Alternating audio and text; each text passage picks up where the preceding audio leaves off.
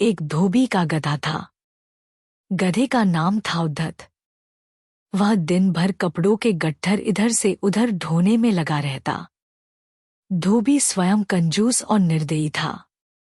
अपने गधे के लिए चारे का प्रबंध नहीं करता था, बस रात को चरने के लिए खुला छोड़ देता। निकट में कोई चरागाह भी नहीं थी। शरीर से गधा बहुत दुर्बल हो गया था। एक रात उस गधे की मुलाकात एक गीदड़ से हुई। गीदड़ ने उससे पूछा, कहिए महाशय, आप इतने कमजोर क्यों हैं? गधे ने दुखी स्वर में बताया कि कैसे उसे दिन भर काम करना पड़ता है।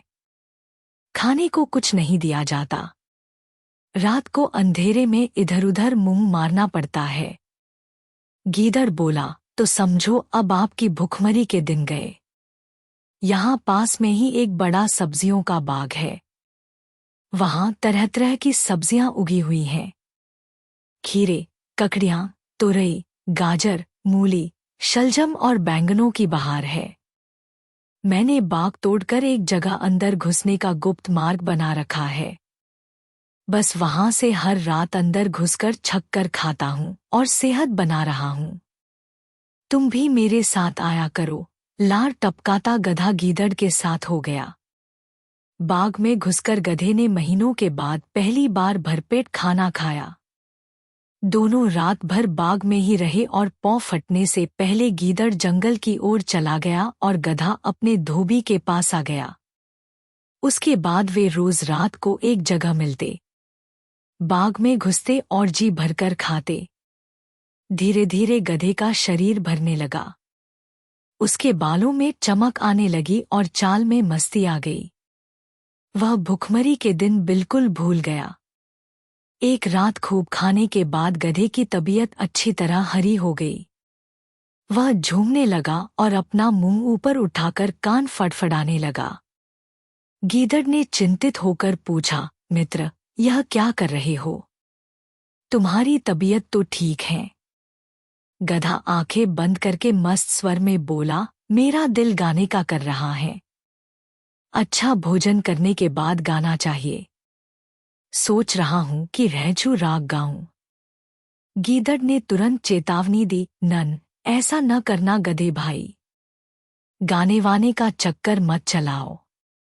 यह मत भूलो कि हम दोनों यहाँ चोरी कर रहे हैं। मुसीबत को न्योता मत दो। गधे ने टेढ़ी नजर से गीदड़ को देखा और बोला, गीदड़ भाई, तुम जंगली के जंगली रहे। संगीत के बारे में तुम क्या जानो? गीदड़ ने हाथ जोड़े, मैं संगीत के बारे में कुछ नहीं जानता, केवल अपनी जान बचाना जानता हूँ। तुम अपना बेसुरा राग अलापने की जिद छोड़ो, उसी में हम दोनों की भलाई है। गधे ने गीदड़ की बात का बुरा मानकर हवा में दुलत्ती चलाई और शिकायत करने लगा, तुमने मेरे राग को बेसुरा कहकर मेरी बेइज्जती की है। हम गधे शुद्ध शास्त्रीय लय में रेंकते हैं। वह मूर्खों की समझ में नहीं आ सकता। गीदड़ बोला, गधे भाई, मैं मूर्ख जंगली सही, पर एक मित्र के नाते मेरी सलाह मानो। अपना मुंह मत खोलो, बाग के चौकीदार जाग जाएंगे। गधा हंसा, अरे मूर्ख गीदड़, मेरा राग सुनकर बाग के चौकीदार तो क्या, बाग का मालिक भी फूलों का हार लेकर आएगा और मेरे गले में डालेगा। गीदड़ ने चतुराई से काम लिया और हाथ जोड़कर बोला, गधे भाई, मुझे अपनी गलती का एहसास हो गया है। तुम महान गायक हो। मैं मूर्ख गीदड़ भी तुम्हारे गले में डालने के लिए फूलों की माला लाना चाहता हूँ। मेरे जाने के 10 मिनट बाद ही तुम गाना शुरू करना ताकि मैं गायन समाप्त होने तक फूल मालाएं लेकर लौट सकूं। गधे ने गर्व से सहमति में सिर हिलाया। गीदड़ वहां से सीधा जंगल की ओर भाग गया।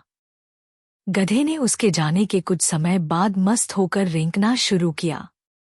उसके रेंकने की आवाज सुनते ही बाग के चौकीदार जाग गए और उसी ओर लठ लेकर दौड़े जिधर से रेंकने की आवाज आ रही थी। वहां पहुंचते ही गधे को देखकर चौकीदार बोला, यही है वह दुष्ट गधा जो हमारा बाग चर रहा था। बस सारे चौकीदार डंडों के साथ गधे पर पिल पड़े। कुछ ही देर में गधा पिट पिट कर अधमरा गिर पड़ा। सीख: अपने शुभचिंतकों और हितैषियों की नेक सलाह न मानने का परिणाम बुरा होता है।